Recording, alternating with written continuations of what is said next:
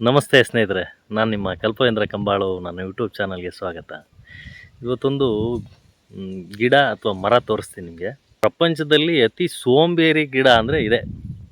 ಆದರೂ ನಾವು ಹೇಳ್ತೀವಿ ಇದು ನಮ್ಮ ರಾಜ್ಯದ ಹೆಮ್ಮೆಯ ಮರ ಅಲ್ವಾ. ಮತ್ತು ಅದನ್ನು ಸಾಬೂನು ಬಳಸ್ತಾರೆ, ಸೆಂಟು, ಶ್ಯಾಂಪುಗಳು ಭಾಳಷ್ಟು ಕಡೆ ಬಳಕೆ ಆಗುತ್ತದು. ಸೊ ಅದು ಏನಪ್ಪ ಅಂದರೆ ನಮ್ಮ ರಾಜ್ಯದ ಮರ, ನಮ್ಮ ರಾಜ್ಯದ ಗಿಡ. ನಮಗೆ ಸ್ಯಾಂಡಲ್ವುಡ್ ಅಂತ ಹೆಸರು ಬಂದಿದೆಯಲ್ಲ, ಇದೇ ಕಾರಣದಿಂದ, ಈ ಮರದಿಂದನೇ ಬಂದಿದೆ. ಇದ್ರ ಬಗ್ಗೆ ತಿಳಿಸ್ತೀನಿ ಬನ್ನಿ. ನೋಡಿ, ಇದೇ ಮರ ಶ್ರೀಗಂಧ. ಈಗ ರೈತರು ಬೆಳಿಬೋದು, ತುಂಬ ದುಬಾರಿ ಬೆಲೆ ಗಿಡ ಇದು ಅಂತ ಹೇಳ್ತಾರಲ್ಲ, ಅದೇ ಶ್ರೀಗಂಧ. ನೋಡಿ, ನಮ್ಮಲ್ಲಿ ಭಾಳಷ್ಟು ಈ ತಬ್ಲಿ ಗಿಡ ಅಂತ ಹೇಳ್ತೀವಿ. ಅಂದರೆ ಹಕ್ಕಿ ಪಕ್ಷಿಗಳು ಹಣ್ಣು ತಿಂದು ಉದುರಿಸಿರ್ತಾವಲ್ಲ, ಹಂಗಾಗಿ ಈ ಕಾಡು ಪ್ರದೇಶದಲ್ಲಿ ಬೆಳೆದಿರ್ತವೆ. ನಮ್ಮ ಗುಟ್ಟೆಯಲ್ಲಿ ಭಾಳಷ್ಟು ಇದ್ದಾವೆ. ನಾನು ಅವಾಗಲೇ ಹೇಳಿದೆ ಇದನ್ನು ಸೋಂಬೇರಿ ಗಿಡ ಅಂತ ಹೇಳಿ. ಏನಕ್ಕಪ್ಪ ಅಂತಂದರೆ, ನೀವು ಬೇಜಾರು ಮಾಡ್ಕೊಬೋದು, ಏನಪ್ಪ ನಮ್ಮ ದೇಶ, ನಮ್ಮ ರಾಜ್ಯ ಸ್ಯಾಂಡಲ್ವುಡ್ ಅಂತ ಹೇಳಿ ಕರಿತೀವಿ, ಅದನ್ನು ತಗೊಂಡು ಇವನು ಸೋಮಾರಿ ಗಿಡ ಅಂತ ಹೇಳ್ತಾನೆ ಅಂತ. ಏನಕ್ಕೆ ಸೋಂಬೇರಿ ಗಿಡ ಅಂತ ಹೇಳಿದೆ ಅಂದರೆ, ಇದು ಒಂಟಿ ಗಿಡ, ಒಂಟಿ ಮರ, ಯಾವುದೇ ಕಾರಣಕ್ಕೂ ಬೆಳೆಯಲ್ಲ, ಉದ್ಧಾರ ಆಗಲ್ಲ. ಕಾರಣ ಏನಿರ್ಬೋದು ಅಂತಂದರೆ, ಪಕ್ಕದಲ್ಲಿ ಒಂದು ಗಿಡ ಅಥವಾ ಮರ ಇದಕ್ಕೇನೋ ಸಪೋರ್ಟಿವ್ ಆಗಿ ಇದ್ರ ಬೇರಿಗಿದ್ರೆ ಮಾತ್ರ ಇದು ಬೆಳೆಯೋಕ್ಕೆ ಸಾಧ್ಯ. ಶ್ರೀಗಂಧದ ಗಿಡ ಕಾಣಿಸ್ತಾ ನೋಡಿ, ಇಲ್ಲ ಅಂದರೆ ಇದು ಬೆಳೆಯೋಕ್ಕಾಗಲ್ಲ. ಅಂದರೆ ನಾವು ಬ್ಲೇಮ್ ಮಾಡೋದು ದೊಡ್ಡದಲ್ಲ, ಇದಕ್ಕೆ ಅದರ ಆಹಾರ ಅದು ಹುಟ್ಟಿಸ್ಕೊಂಡು ತಿನ್ನೋಕ್ಕಾಗಲ್ಲ ಅಂಥೇಳಿ. ಯಾಕೆ ಅಂದರೆ ಭಗವಂತ ಜೀವ ವೈವಿಧ್ಯಮಯ ಅಂತ ಹೇಳಿದಾನಲ್ಲ, ತರುಲತೆಗಳು ಒಂದೊಂದು ಮರದ ಬೇರಿಗೆ ಒಂದೊಂದು ಅಂಶ ಕೊಟ್ಟಿರ್ತಾನೆ. ಈ ಶ್ರೀಗಂಧದ ಮರಕ್ಕೆ ಅದರ ಅನ್ನ ಅದ್ರ ಬೇರಿಂದ ತಗೊಂಡು ಸ್ವಂತ ದುಡಿಮೆಯಿಂದ ಆಹಾರ ಉತ್ಪಾದನೆ ಮಾಡ್ಕೊಳ್ಳೋವಷ್ಟು ಅಂಶ ಕೊಟ್ಟಿಲ್ಲ. ನೋಡಿ ಎಷ್ಟು. ಆದರೂ ಇದು ನಮಗೆ ಶ್ರೀಗಂಧ, ಸ್ಯಾಂಡಲ್ವುಡ್ ಅಂತ ನಾವು ಸಿನಿಮಾ ರಂಗದಲ್ಲಿ ಕರಿತೀವಿ. ನಮ್ಮ ರಾಜ್ಯದ ಹೆಮ್ಮೆಯ ಮರ ಶ್ರೀಗಂಧ ಅಲ್ವಾ. ಇದ್ರ ಜೊತೆ ಯಾವುದಾದ್ರು ಒಂದು ಬೇಲಿ ಗಿಡನೋ ಇನ್ನೊಂದು ಮರನೋ ಅಥವಾ ಒಂದು ಗಿಡನೋ ಪಕ್ಕದಲ್ಲಿದ್ದರೆ ಅದು ತಯಾರಿಸುವಂಥ ಆಹಾರನ ಕದ್ದು ಇದು ಶ್ರೀಗಂಧ ಬೆಳೆಯುತ್ತೆ. ಇದು ಸೋಜ್ಗ ಅನಿಸ್ಬೋದು, ಇದು ನಿಜ, ಸೈಂಟಿಫಿಕಲಿ ಪ್ರೂವ್ ಆಗಿದೆ. ಎಲ್ಲರೂ ಚೆಕ್ ಮಾಡ್ಕೊಳ್ಳಿ. ಯಾವುದೇ ಕಾರಣಕ್ಕೂ ಶ್ರೀಗಂಧದ ಮರ ಸ್ವಂತ ದುಡಿಮೆಯಲ್ಲಿ, ಈಗ ಮನುಷ್ಯ ನಾನು ದುಡ್ದು ನಾನು ತಿನ್ನಬೇಕು ಅಂತ ಹೇಳ್ತಾರಲ್ಲ, ಆ ಥರ ಅಲ್ಲ. ಇನ್ನೊಬ್ಬರು ದುಡ್ದಿದ್ದನ್ನ ಕಿತ್ಕೊಂಡು ತಿನ್ನೋ ಕೆಪಾಸಿಟಿ ಬೇಗಿರೋದು ಶ್ರೀಗಂಧದ ಮರಕ್ಕೊಂದೆ. ಆಶ್ಚರ್ಯ ಅನಿಸ್ಬೋದು ನಿಮಗೆ. ತೋರಿಸ್ತೀನಿ ಒಂಟಿ ಇರೋ ಗಿಡಗಳು ಹೆಂಗಿದೆ, ಜೊತೆಯಲ್ಲಿರೋ ಗಿಡಗಳು ಹೆಂಗಿದೆ ಅಂತ ಹೇಳಿ ಬನ್ನಿ. ಎಲ್ಲಾದ್ರೂ ನೋಡಿ, ಶ್ರೀಗಂಧದ ಗಿಡದ ಪಕ್ಕದಲ್ಲಿ ಒಂದು ಗಿಡ ಯಾವ್ದಾದ್ರು ಇದ್ದೇ ಇರುತ್ತೆ, ಆಯಿತಾ. ಅದಕ್ಕೆ ರೈತರು ಬೆಳಿಬೇಕಾದ್ರೂ ಸಹ ಇದ್ರ ಜೊತೆ ಒಂದು ಗಿಡ ಹಾಕ್ಕೊಳ್ಲೇಬೇಕು, ಯಾವುದಾದ್ರೂ ಸರಿ. ಇಂಥದ್ದೇ ಅಂತೇನಿಲ್ಲ, ಹಾಕ್ಕೊಂಡಾಗ ನಿಮಗೆ ಚೆನ್ನಾಗಿ ಗ್ರೋತ್ ಆಗುತ್ತೆ ಗಿಡ, ಆಯಿತಾ. ಯಾವುದೇ ಕಾರಣಕ್ಕೂ ಒಂಟಿ ಗಿಡ ಹಾಕೋಕ್ಕೆ ಹೋಗ್ಬಿಡಿ, ಡೆವಲಪ್ಮೆಂಟ್ ಆಗೋಲ್ಲ. ನಿಮ್ಗೆ ಅನಿಸುತ್ತೆ ಏನಪ್ಪ ವರ್ಷಗಟ್ಟಲೆ ಆಯಿತು ಶ್ರೀಗಂಧದ ಗಿಡ ಹಾಕಿ, ನಾನು ಬರಲಿಲ್ಲ ಇದು ಅಂತೇಳಿ ಅನ್ಕೊಳಕ್ಕೆ ಹೋಗ್ಬಿಡಿ. ಬರ್ತಾ ಇರೋದು ಕಾರಣ ಬಂದು ಇನ್ನೊಂದು ಸಪೋರ್ಟಿವ್ ಗಿಡ ಇಲ್ಲ ಅಂದರೆ ಯಾವುದೇ ಕಾರಣಕ್ಕೂ ಶ್ರೀಗಂಧದ ಮರ ದೊಡ್ಡದಾಗಲ್ಲ, ಬೆಳೆಯಲ್ಲ, ನಿಮಗೆ ಆದಾಯ ತಂದು ಕೊಡಲ್ಲ. ಇಲ್ಲನ ನೋಡಿ, ಯಾವ್ದಾರ ಒಂದು ಗಿಡ ಪಕ್ಕದಲ್ಲಿ ಸಪೋರ್ಟಿವ್ ಆಗಿ ಇದ್ದೇ ಇರಬೇಕು, ಇದ್ದರೆ ಮಾತ್ರ ಡೆವಲಪ್ಮೆಂಟ್ ಆಗಕ್ಕೆ ಸಾಧ್ಯ. ಕಾಣಿಸ್ತಾ. ಈಗೆಲ್ಲ ರೈತರು ಬೆಳಿಬೋದು, ಹೊರಗಡೆ ಸೇಲ್ ಮಾಡ್ಬೋದು ಅಂತೇಳಿ ಸರ್ಕಾರ ಆದೇಶ ಮಾಡಿ ಭಾಳ 5-6 ವರ್ಷ ಆಯಿತು. ಯಾರು ಕವಿತಾ ಮಿಶ್ರಾ ಅನ್ನೋರು ನೀವು ಕೇಳಿದಿರ, ಪ್ರಗತಿಪರ ರೈತ ಮಹಿಳೆ. ಅವರು ತುಂಬ ಶ್ರೀಗಂಧ ಬೆಳೆದ್ಬಿಟ್ಟು ಲಾಭದಾಯಕವಾಗಿ ಕಂಡುಕೊಂಡಿದ್ದಾರೆ ಈ ಬೆಳೆ. ಅನೇಕ ರೈತರು ಮಾಡ್ಕೊಂಡಿದ್ದಾರೆ, ಸಂತೋಷ. ಮತ್ತು ಈ ಕಾಂಡದಲ್ಲಿ ಇದು ಎಲ್ಲಿರುತ್ತಪ್ಪ ಶ್ರೀಗಂಧ ಅಂದರೆ, ಈ ಈ ಬೇರಿಂದ 1 ಅಡಿ ಬಿಟ್ಟರೆ ಈ ಕಾಂಡ ಒಂದು 2 ಅಡಿವರೆಗೂ ಅಷ್ಟೇ ಗಂಧದ್ದು ಅಂಶ ಇರೋದು. ಅಂದರೆ ಈಗ ಏನು ಸ್ಯಾಂಡಲ್ ಸ್ಮೆಲ್ ಬರುತ್ತಲ್ಲ, ಅದು ಅಷ್ಟರಲ್ಲಿ ಮಾತ್ರ ಇರುತ್ತೆ. ಅದ್ರ ತೋಟದಲ್ಲಿರೋದನ್ನ ಹೊರಗಡೆ ಜನ ಕಳ್ತನ ಮಾಡೋರು, ಕಳ್ಳರುಗಳು. ಸೊ ಹಂಗಾಗಿ ಸರ್ಕಾರದಿಂದ GPS ವ್ಯವಸ್ಥೆ ಕೂಡ ಮಾಡಿದ್ದಾರೆ. ಸೊ ಗಂಧದ ತೋಟ ಮಾಡ್ತೀವಿ ಅಂದರೆ ತೋಟಗಾರಿಕಾ ಇಲಾಖೆಯಿಂದ ಮತ್ತು ಕಾವೇರಿ ಕೂಗು ಅಂತ ಇದೆ, ಸೊ ಅವರು ಸಹ ಇದು ಸಹಕಾರ ಕೊಡ್ತಾ ಇದ್ದಾರೆ. ಹೆಚ್ಚಿನ ರೀತಿ ಲಾಭ ತಂದು ಕೊಡೋದು ಇದು. ಒಂದು 15 ವರ್ಷಕ್ಕೆಲ್ಲ ಬೆಳೆ ಬರುತ್ತೆ. ಆದರೆ ಸರ್ಕಾರದ್ದು, ಕೃಷಿ ಇಲಾಖೆದು ಅಥವಾ ತೋಟಗಾರಿಕೆ ಇಲಾಖೆ ಸಪೋರ್ಟ್ ತೊಗೊಂಡಾಗ ನಿಮಗೆ ಪಾಣಿನಲ್ಲಿ ಎಂಟ್ರಿ ಮಾಡ್ತಾರೆ. ಆವಾಗ ನಿಮಗೆ GPS ಇನ್ಸ್ಟಾಲೇಷನ್ ಮಾಡ್ತಾರೆ. ಒಂದು ಹಂತಕ್ಕೆ ಬಂದಾಗ ಒಂದು ಗಿಡ, ಒಂದು ರೆಟ್ಟೆ ದಪ್ಪ ಆ ಥರದ ಸೈಜ್ ಬಂದಾಗ GPS ಹಾಕ್ತಾರೆ. ಸೊ ಹಂಗಾಗಿ ಯಾವುದೇ ಕಳ್ಳರು ಇದನ್ನು ಕದ್ಕೊಂಡು ಹೋಗೋಕ್ಕಾಗಲ್ಲ. ನಮ್ಮಲ್ಲಿ ಯಾಕೆಂದರೆ ತೋಟ ಅಂತ ನಾನು ಮಾಡಿಲ್ಲ, ಇದು ಕಾಡು ಪ್ರದೇಶ ಅನ್ನೋ ಥರ ಗುಟ್ಟೆನಲ್ಲಿ ಬೆಳೆದಿರೋದು. ಸೊ ಹಂಗಾಗಿ ನಾನೇನು ಇನ್ಸ್ಟಾಲೇಷನ್ ಮಾಡಿಲ್ಲ. ಭಾಳಷ್ಟು ಸಲ ಕಳ್ತನ ಆಗಿದ್ದಾವೆ. ಅದನ್ನ ಏನು ಮಾಡೋಕ್ಕಾಗಲ್ಲ. ಈಗ ರಾತ್ರಿ ಹೊತ್ತೆಲ್ಲ ಬ್ಯಾಟ್ರಿ ಹಾಕೊಂಡು ಹುಡುಕೊಂಡು ಕೂತ್ಕೊಬೇಕು, ಹಂಗಿದೆ ನಮ್ಮ ಪರಿಸ್ಥಿತಿ. ಮತ್ತು ಇದು ಗಂಧ ನೀವೇನು ಹಾಕಲೇಬೇಕು ಅಂತೇನಿಲ್ಲ. ಬೀಜಗಳು ಹಕ್ಕಿ ಪಕ್ಷಿ ತಿಂದು ವಿಷ ಹಾಕಿರ್ತವೆ.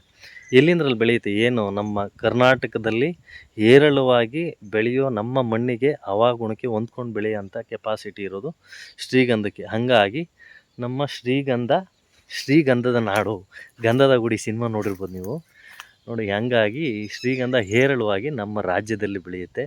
ಇದೊಂದು ಹೆಮ್ಮೆ ವಿಚಾರ.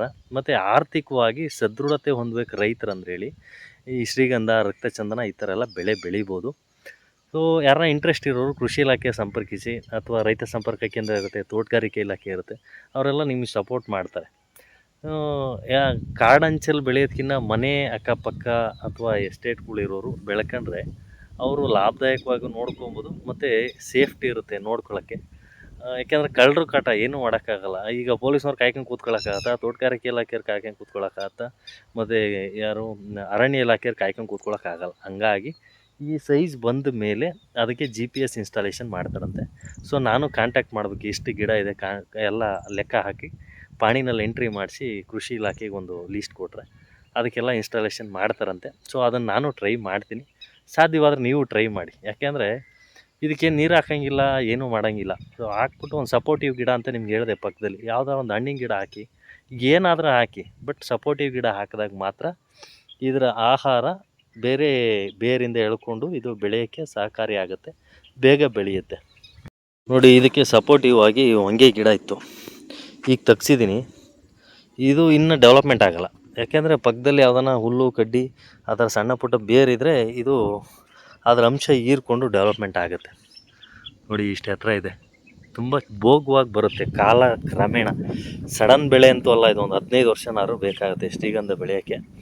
ಕಾಣಿಸ್ತಲ್ಲ ನೋಡಿ, ಎಷ್ಟು ಇಕ್ಕಟ್ಟಲ್ಲಿ ಆ ಬೇರ್ ಗಂಟ್ಕೊಂಡಂಗೆ ಬೆಳೀತಾ ಇದೆ. ಅಂದರೆ ಆ ಬೇರ್ಗೆ ಆ ಹವಾಗುಣ ಕೊಟ್ಟಿಲ್ಲ ಭಗವಂತ, ಸರಿನಾ? ಈ ಕುಡಿ ಬರುತ್ತಲ್ಲ, ಈ ಕುಡಿಯನ್ನು ಆಹಾರದಲ್ಲಿ ಚಟ್ನಿ ರೂಪದಲ್ಲಿ ಬಳಸ್ತಾರೆ. ಅಂದರೆ ಸ್ವಲ್ಪ ಕಹಿ ಅಂಶ ಜಾಸ್ತಿ ಇರುತ್ತೆ. ಅದಕ್ಕೆ ದೊಡ್ಡ ಪತ್ರೆ ಮತ್ತು ತೆಂಗಿನಕಾಯಿ, ಕಡಲೆಬೀಜ ಎಲ್ಲ ಹಾಕಿ ಚಟ್ನಿ ಮಾಡ್ತಿರಲ್ಲ, ಅದಕ್ಕೆ ಈ ಕುಡಿ ಬಳಸಿದ್ರೆ ತುಂಬ ಒಳ್ಳೆಯದು. ಇದು ಆಂಟಿ ಬ್ಯಾಕ್ಟೀರಿಯಾಗಳನ್ನ ದೇಹಕ್ಕೆ ತಡೆಗಟ್ಟುವಂಥ ಕೆಪಾಸಿಟಿ ಶ್ರೀಗಂಧಕ್ಕಿದೆ. ಅಂದರೆ ಅಡಿಯಿಂದ ಮುಡಿ ತನಕನೂ ಬಳಸುವಂಥ ಮರ ಶ್ರೀಗಂಧ. ಮತ್ತು ಇದನ್ನು ಕಾಯಿ ಬರುತ್ತೆ, ಆ್ಯಂಟಿ ಏಜಿಂಗ್ ಅಂತಾರೆ. ಅಂದರೆ ಬೇಗ ವಯಸ್ಸಾಗತ್ತೆ, ಮುಪ್ಪು ಬಂದ್ಬಿಡುತ್ತೆ ಅಂತಾರಲ್ಲ, ಅಂಥವ್ರು ಇದ್ರ ಬೀಜ ಬರುತ್ತೆ, ಆ ಬೀಜದಲ್ಲಿ ಎಣ್ಣೆ ತೆಗಿತಾರೆ. ಶ್ರೀಗಂಧದ ಗಿಡದ ಬೀಜದಲ್ಲಿ ಎಣ್ಣೆ ತೆಗಿತಾರೆ. ಅದು ಈಗ ಕಾಸ್ಮೆಟಿಕ್ ಅಂತ ಹೇಳಿ ಬಳಸ್ತಾರಲ್ಲ, ಕ್ರೀಮ್ಗಳು, ಈ ಗಲ್ಲ, ಈ ಚರ್ಮ ಎಲ್ಲ ಸುಕ್ಕುಗಟ್ಟಿರ್ತದಲ್ಲ, ಅಂಥವಕ್ಕೆ ಆ್ಯಂಟಿ ಏಜಿಂಗ್ ಕ್ರೀಮ್ ಅಂಥೇಳಿ ಸಾಕಷ್ಟು ಇರ್ತವೆ. ಆ ಕ್ರೀಮ್ಗಳಲ್ಲಿ ಬಳಸೋದು ಇದರ ಎಣ್ಣೆಯನ್ನು, ಶ್ರೀಗಂಧದ ಬೀಜದ ಎಣ್ಣೆಯನ್ನು ಬಳಸ್ತಾರೆ. ದಯವಿಟ್ಟು ಇದು ಶ್ರೀಗಂಧದ ಕುಡಿ ಸಿಕ್ಕಿದ್ರೆ ಅವಾಗ ಚಟ್ನಿ ಮಾಡ್ಕೊತೀನಿ. ಆ್ಯಂಟಿ ಏಜಿಂಗ್ ಅಂತ ಹೇಳಿದ್ನಲ್ಲ, ಅದು ಸಿಗುತ್ತೆ. ಆ್ಯಂಟಿ ಬ್ಯಾಕ್ಟೀರಿಯಾ ಅಂದರೆ ರೋಗ ನಿರೋಧಕ ಶಕ್ತಿಯನ್ನು ತಡೆಗಟ್ಟಂಥ ಎಲ್ಲ ಗುಣಗಳು ಈ ಶ್ರೀಗಂಧದ ಕುಡಿನಲ್ಲಿರುತ್ತೆ. ಚಟ್ನಿ ಮಾಡ್ಕೊಂಡು ತಿಂದರೆ ಭಾಳ ಒಳ್ಳೆಯದು. ಮತ್ತು ನಾನು ಅವಾಗಲೇ ಹೇಳಿದೆ ಕೋಟಿ ಸಿಗುತ್ತೆ ಅಂಥೇಳಿ. ಕೋಟಿ ಸಿಗುತ್ತೋ ಇಲ್ಲೋ ನಮಗಂತೂ ಗೊತ್ತಿಲ್ಲ, ಬಟ್ ಬೆಳೆಸ್ತಾ ಇದ್ದೀವಿ. ನಮ್ಮ ಕನ್ನಡ ನಾಡು ಶ್ರೀಗಂಧದ ನಾಡು, ಶ್ರೀಗಂಧದ ಬೀಡು. ಅಂದರೆ ಡಾಕ್ಟರ್ ರಾಜ್ಕುಮಾರ್ ಹೇಳಿದ್ದಾರೆ, ಭಾಳಷ್ಟು ಕವಿಗಳು ಹೇಳಿದ್ದಾರೆ ನಮ್ಮ ಕನ್ನಡದ ಬಗ್ಗೆ, ಸ್ಯಾಂಡಲ್ವುಡ್ ಬಗ್ಗೆ.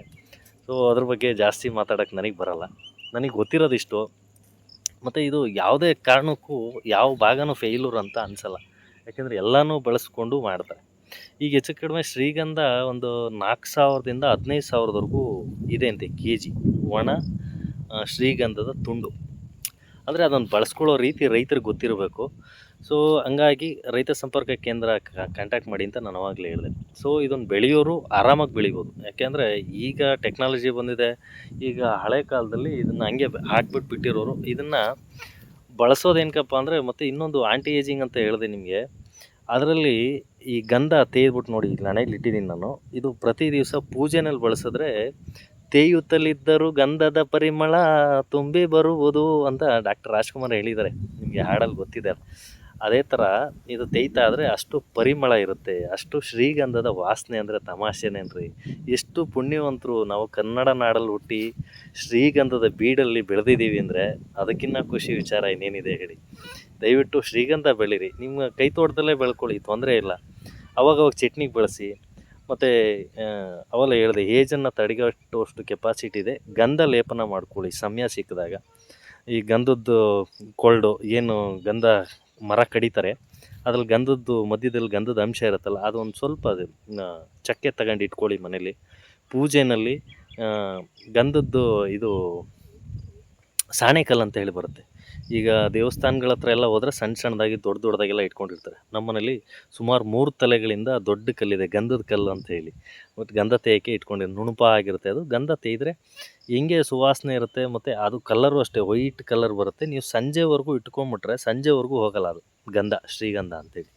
ಸೊ ಅದನ್ನು ತಿಲ್ಕ ಇಡೋದನ್ನ ಅದನ್ನೇ ಕಂಟಿನ್ಯೂ ಮಾಡಿ. ವಿಭೂತಿ ಜೊತೆ ಒಂದು ಗಂಧ ಇಡಿ. ನಿಮಗೆ ಏನು ಇಲ್ಲಿ ಅದು ಯಾವುದೋ ಚಕ್ರ ಅಂತ ಹೇಳ್ತಾರೆ, ಅದು ಆಕ್ಟಿವ್ ಆಗುವಷ್ಟು ಆ ಎಲ್ಲ ಹವಾಗುಣಗಳು ಶ್ರೀಗಂಧಕ್ಕಿದೆ ಅಂತೆ. ಸೊ ಇವತ್ತಿನ ವಿಡಿಯೋ ಈ ಶ್ರೀಗಂಧದ ಮರದ ಬಗ್ಗೆ ಆಗಿತ್ತು. ಇದೇ ಥರ ವಿಡಿಯೋಗಳಿಗಾಗಿ ನನ್ನ ಯೂಟ್ಯೂಬ್ ಚಾನಲ್ನ ನೋಡಿ, ಹಾಗೆ ಲೈಕ್ ಮಾಡಿ, ಸಾಧ್ಯವಾದರೆ ಇಷ್ಟ ಆದರೆ ಶೇರ್ ಮಾಡಿ, ನನ್ನ ಚಾನಲ್ನ ಸಬ್ಸ್ಕ್ರೈಬ್ ಮಾಡಿ. ಇದೇ ಥರ ನನಗೆ ಗೊತ್ತಿರೋ ವಿಚಾರಗಳನ್ನು ತಿಳಿಸ್ತಾ ಇರ್ತೀನಿ. ಹೀಗೆ ಸಪೋರ್ಟ್ ಮಾಡಿ. ಧನ್ಯವಾದ. ಶರಣು ಶರಣಯ್ಯ.